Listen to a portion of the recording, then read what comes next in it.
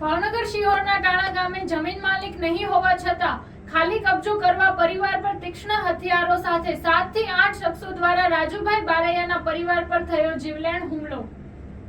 શિહોર તાલુકામાં જમીન વિવાદને પગલે હિંસક બનાવ સામે આવ્યો છે।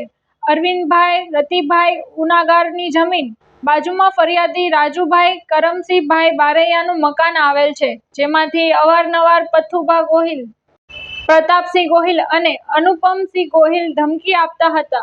આજ રોજ બપોરે અંદાજે 2 વાગ્યે પથ્થુભાઈ દશરથસિંહ ગોહિલ, મેઘરાજસિંહ અનુપસિંહ ગોહિલ, પ્રતાપસિંહ દશરથસિંહ ગોહિલ, યુવરાજસિંહ અનુપસિંહ ગોહિલ, પૂર્વરાજસિંહ પ્રતાપસિંહ ગોહિલ તથા અજાણ્યા 3 ઈસમ મળી રાજુભાઈ કરમસિંહભાઈ બારૈયા, તેમના પુત્ર અલ્પેશભાઈ બારૈયા, પત્ની દક્ષાબેન બારૈયા અને પુત્રી માનસીબેન પર ધોકા પાઇપ અને ધારિયા વડે જીવલેણ હુમલો કર્યો હતો।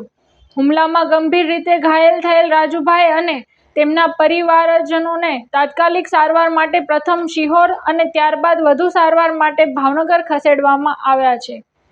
હુમલાખોરો સામે અગાઉ અરવિંદભાઈ રતિભાઈ ઉનાગાર દ્વારા લેન્ડ ગ્રેબલિંગની ફરિયાદ પણ નોંધાવવામાં આવી હોવાનું જાણવા મળ્યું છે। હાલ હુમલા અંગે શિહોર પોલીસ દ્વારા ગુનો નોંધી તપાસ હાથ ધરવામાં આવી છે।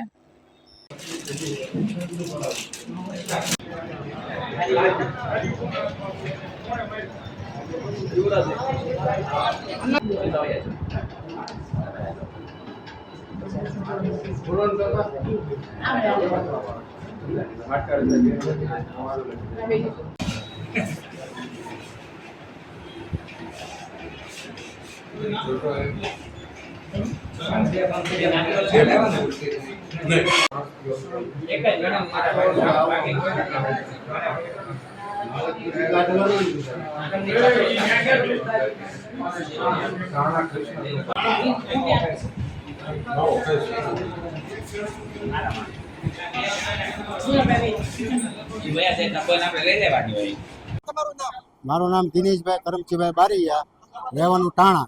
દિનેશભાઈ, શું ઘટના બની છે? કોની ઉપર હુમલો થયો છે? કોણ? મારા અગા ભાઈ ઉપર, નાના ઉપર અને એના દીકરા ઉપર, અલ્પેશભાઈ ઉપર, એની ઉપર જીવલેણ હુમલો કરવામાં આવેલ છે। કોના દ્વારા કરવામાં આવ્યો? શું કારણ? શું આ જમીન બારામાં અવારનવાર ધમકી આપતા કે આ અમારું છે, નકર તમને મારી નાખવામાં આવશે, ધમકી આપતા અવારનવાર। ક્યારે હુમલો થયો? શું હુમલા બપોરે આજે 2 વાગ્યે હુમલો થયો। તેના દ્વારા હુમલો કરવામાં આવ્યો? એક ધારિયો અને પાઇપ વડે હથિયાર એવા લઈને આવ્યા હતા, એ 4 વ્હીલ લઈને, બરાબર। શું નામ શું છે? કેટલા જણા? એ 7 જણા હતા।